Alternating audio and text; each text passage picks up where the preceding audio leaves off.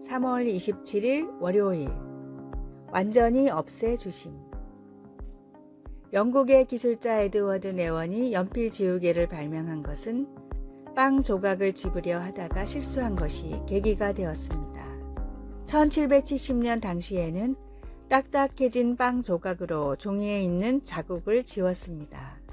그런데 실수로 라텍스 고무 조각을 집어들었던 네원은 그것으로 잘못한 부분을 지울 수 있었고 남겨진 고무 부스러기도 손으로 쉽게 쓸어낼 수 있다는 것을 알게 되었습니다.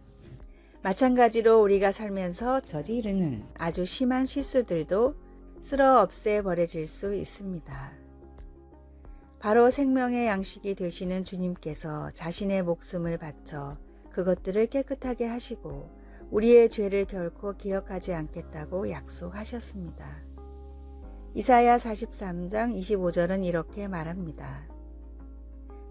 곧 나는 나를 위하여 내 허물을 도말하는 자니 내 죄를 기억하지 아니하리라. 이것이 아주 놀라운 해결책으로 보일지 몰라도 우리에게 그럴 만한 자격이 있는 것은 아닙니다. 많은 사람들이 하나님께서 우리가 과거에 지은 죄를 아침 안개처럼 쓸어 없애 주실 수 있다는 사실을 쉽게 믿지 못합니다. 모든 것을 알고 계시는 하나님께서 우리의 죄를 그렇게 쉽게 잊어버리실까요? 그것이 바로 우리가 예수님을 우리의 구주로 받아들일 때 하나님께서 하시는 일입니다. 하나님 아버지께서 우리의 죄를 용서하시고 더 이상 그 죄를 기억하지 않으시겠다고 하심으로써 우리가 앞으로 자유롭게 살아갈 수 있게 하신 것입니다. 더 이상 과거의 잘못에 끌려다니지 않게 된 우리는 죄의 부스러기까지 쓸어버리고 깨끗하게 되어 지금 그리고 영원히 주님을 섬길 수 있습니다. 말씀, 내가 내 허물을 빽빽한 구름같이 내 죄를 안개같이 없이 하였으니 이사야 44장 22절. 찬송 255장 너희 죄 흉악하나. 기도, 주님 안에서 새 삶을 살 수 있도록 나의 과거를 지워주시고 묵은 죄들을 완전히 없애 주소서. 하나님의 용서가 실제한다는 것을 깨닫게 하시고 그 안에서 기쁨으로 살아가게 하소서. 아멘.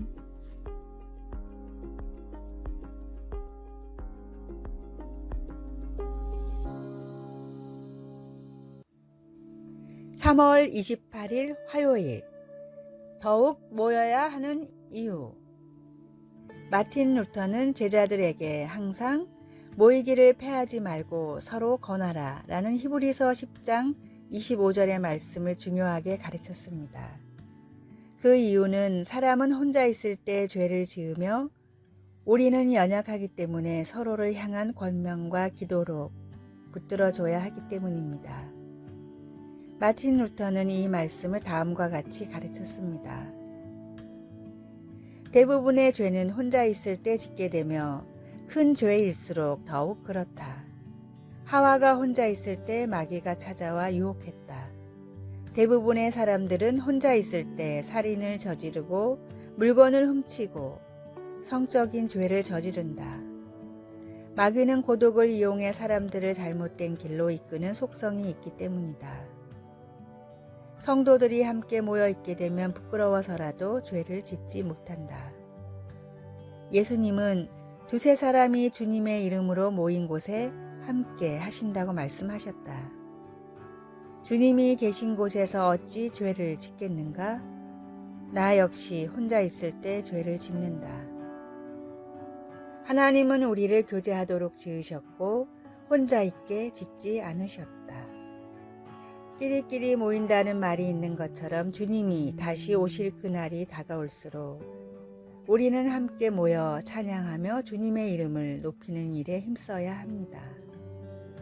혼자 있는 나의 모습이 어떠했는지 생각해 봅시다. 오늘의 말씀, 모이기를 패하는 어떤 사람들의 습관과 같이 하지 말고 오직 권하여 그날이 가까움을 볼수록 더욱 그리하자. 히브리서 10장 25절. 오늘의 찬송, 220장 사랑하는 주님 앞에. 오늘의 만나. 주님의 재림이 다가올수록 함께 모여 찬양하며 주님을 높이게 하소서. 나는 혼자 있을 때 주로 어떤 일을 하는지 점검해 봅시다.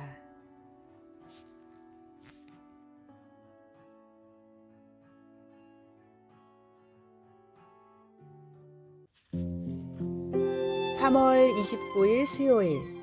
우리를 위한 수공품.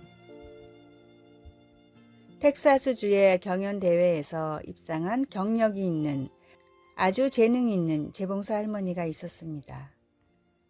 할머니는 사람들에게 인생의 특별한 때마다 직접 손으로 꿰매 만든 선물을 주시며 정성으로 축하해 주시곤 했습니다. 어떤 학생이 고등학교를 졸업할 때는 진홍색 모헤어 스웨터를, 이웃 청년이 결혼할 때는 청록색 누비 이불을 만들었습니다. 할머니가 만든 선물마다 접힌 모서리에는 너를 위해 만든 문나의 수공품이라는 서명 태그가 있었습니다.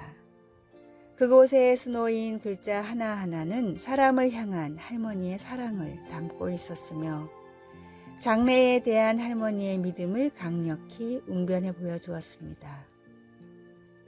바울은 에베소 교인들에게 보낸 서신에서 이 세상 삶의 목적을 언급하면서 그들을 그리스도 예수 안에서 선한 일을 위하여 지으심을 받은 하나님의 작품이라고 묘사했습니다. 여기서 작품은 예술작품, 즉 걸작품을 말합니다. 바울은 이어서 설명하기를 우리를 창조하신 하나님의 작업은 이 세상에서 하나님의 영광을 드러내기 위해 선한 일을 하는 우리의 작업. 다시 말해 우리와 예수님과의 관계 회복을 이끌어낸다고 했습니다. 우리 자신의 선행으로는 결코 구원받을 수 없지만 하나님의 손길이 그분의 목적을 위해 우리를 작품화할 때 우리를 사용하여 다른 사람들을 하나님의 놀라운 사랑 앞으로 인도하실 수 있습니다. 문나 할머니는 이웃에 대한 사랑과 함께 이 세상에서 목적을 찾아 살기를 바라는 마음을 전해주려고 바늘에 머리를 대고 수공품들을 만들었습니다.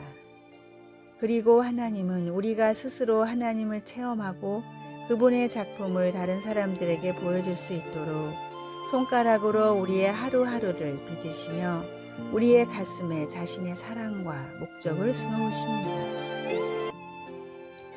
말씀. 우리는 그가 만드신 바라 그리스도 예수 안에서 선한 일을 위하여 지으심을 받은 자니 하나님이 전에 예비하사 우리로 그 가운데서 행하게 하려 하심이니라. 에베소서 2장 10절. 찬송 454장 주와 같이 되기를. 기도.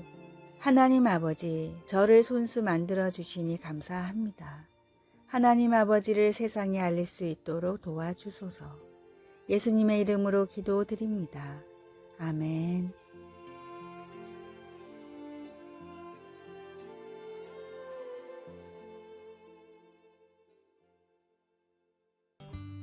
(3월 30일) 목요일. 스트레스 극복의 비결. 헝가리의 레분비학자 한스 셸리어는 스트레스의 존재를 세계 최초로 밝혀냈습니다. 그 공로로 비록 수상은 못했지만 노벨 생리학상 후보에 17번이나 올랐고 하버드 대학교 의대와 존스 홉킨스 대학 등을 거치며 레분비학의 대가로 인정받았습니다. 한스 셸리에 교수는 노년에는 세계를 돌아다니며 의사들을 대상으로 스트레스에 대한 강의를 했습니다. 강의가 끝난 뒤 가진 질의응답 시간에 셸리에 교수가 가장 많이 받은 질문은 스트레스를 어떻게 극복하는가 였습니다. 셸리에 교수는 언제나 단 한마디로 대답했습니다. 감사하십시오. 셸리에 교수가 밝혀낸 스트레스의 원인은 다음과 같았습니다. 끊임없이 변하는 환경에 성공적으로 적응하지 못할 때 스트레스가 찾아옵니다. 변화에 긍정적으로 적응한다면 행복이 찾아옵니다. 그러므로 스트레스로 인한 불행과 질병을 피하는 가장 효과적인 방법은 감사입니다. 생각대로 되지 않는다 해도, 잠시 이해할 수 없는 일들이 일어난다 해도 주님이 모든 삶을 책임지고 계시기에 언제나 감사할 수 있습니다. 마음이 불안하고 삶이 위태하다고 느껴지더라도 우리를 푸른 초장으로 인도하고 계시는 주님이심을 의심하지 말고 감사하십시오.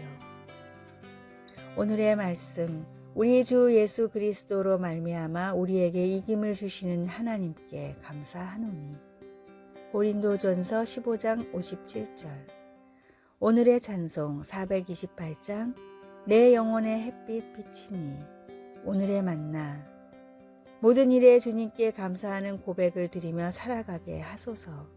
나를 힘들게 하는 일들을 통해서도 주님께 감사합시다.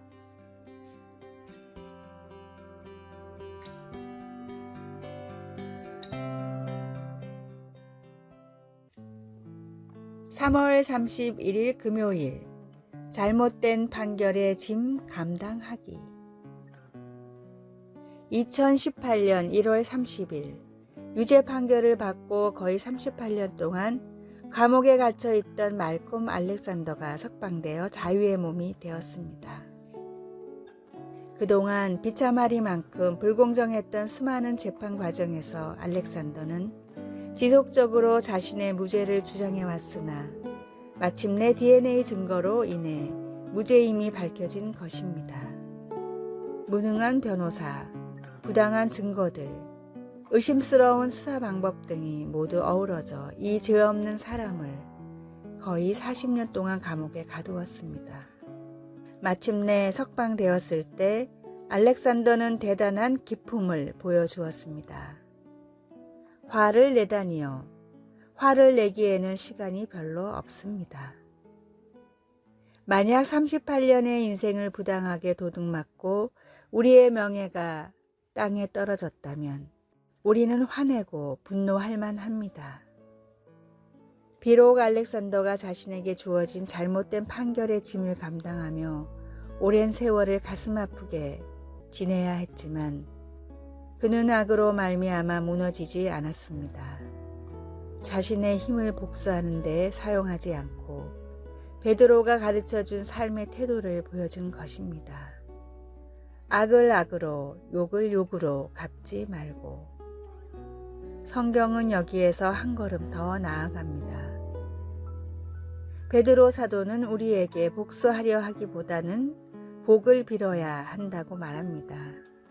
우리에게 부당한 잘못을 저지른 사람들을 용서하고 그들이 잘 되기를 바라는 데까지 나아가야 합니다. 그들의 악한 행동을 규탄하지 말고 하나님의 말할 수 없이 놀라운 자비를 가지고 그들을 만나야 합니다. 예수님은 십자가에서 우리의 죄짐을 지셨습니다. 그로 말미암아 우리가 은혜를 받았으니 그 은혜를 다른 사람들에게, 심지어 우리에게 잘못한 사람들에게까지 베풀 수 있어야 합니다. 말씀. 악을 악으로, 욕을 욕으로 갚지 말고 도리어 복을 빌라. 이를 위하여 너희가 부르심을 받았으니 이는 복을 이어받게 하려 하심이라. 베드로전서 3장 9절. 찬송 366장 어두운 내 눈 밝히사. 기도. 우리에게 상처 준 사람도 우리가 받은 만큼 상처를 받아야 한다는 생각을 버리기가 쉽지 않습니다. 주님의 자비와 은혜로 살아갈 수 있도록 도와주소서. 아멘.